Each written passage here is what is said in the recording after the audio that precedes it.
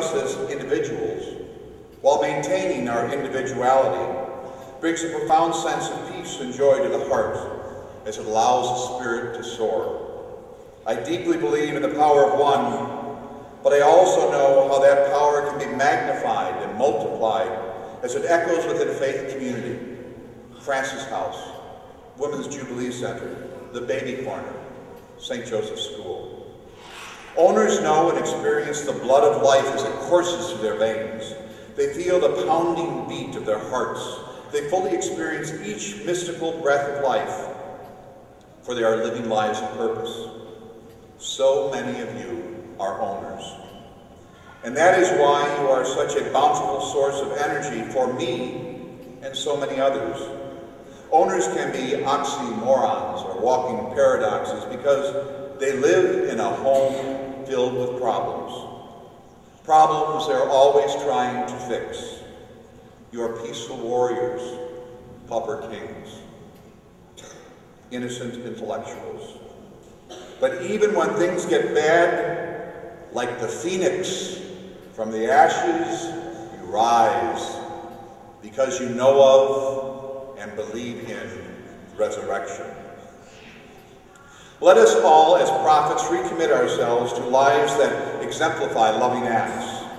To those who knock on the strong and beautiful main doors of this church in search of consolation, let us say, come on in. To those who knock on the strong and beautiful main doors of this church in search of acceptance, let us say, come on in. To those who knock on the strong and beautiful main doors of this church in search of peace, let us say, come on in.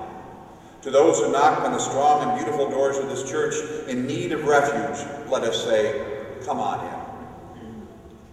But let us also look beyond our doors to those who we see walking by and in need to be reached out to, that they might be invited in. For they are too fearful or too weak to approach the doors. The shames or intimidations or violence of life may have left them paralyzed in the gutter of the street.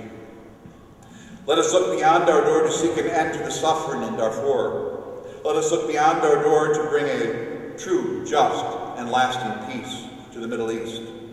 As some politicians have framed it, there can be no gap between the magnitude of the challenges that we are confronted with and our willingness to commit all that we have and all that we are to meet those challenges. We must be willing to pay any price, bear any burden. It is our responsibility, it is our obligation, it is our holy mission.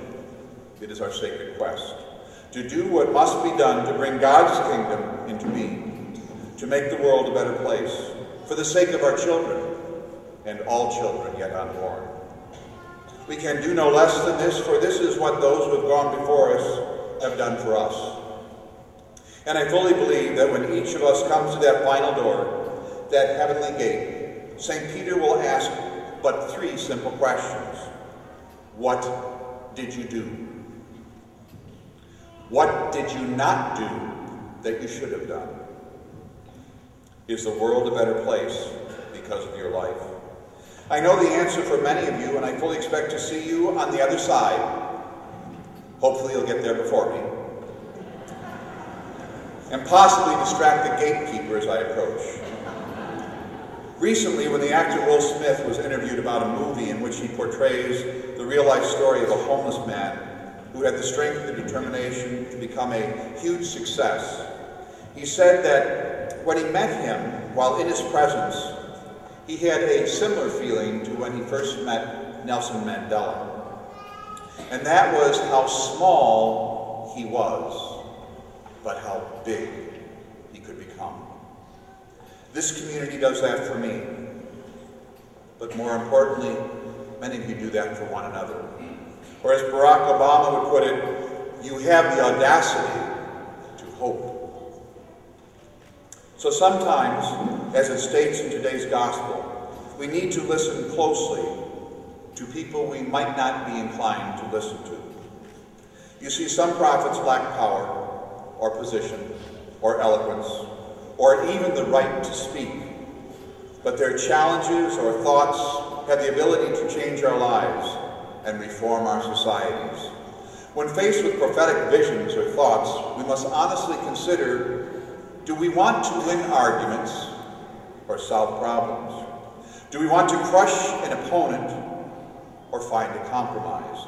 Do we seek to highlight insurmountable walls of polarization or thirst to establish common ground in areas of mutual agreement? We can spend our lives looking for battlefields and exhausting ourselves on their blood-soaked ground, or lovingly tending fields that yield harvests which bring peace, health, joy, and prosperity. Each option is but a doorway through which we approach the adventure of life. The question is, which one will we use most often, and why? One of the new TV series this year that has really taken off in a surprising way is called Heroes. It reminds me of this parish of You as a People, because it is rather understated, and therein lies its power. It is about ordinary people with extraordinary abilities. Its mantra has been about the importance of people joining together to save one, save the children, save the world. But its new mantra is much more powerful. Are you on the list? You see, those who are on the list have the power to create a new destiny. Each of you is on that list. So, God bless you. I applaud you. And finally, thank you for all you do and all your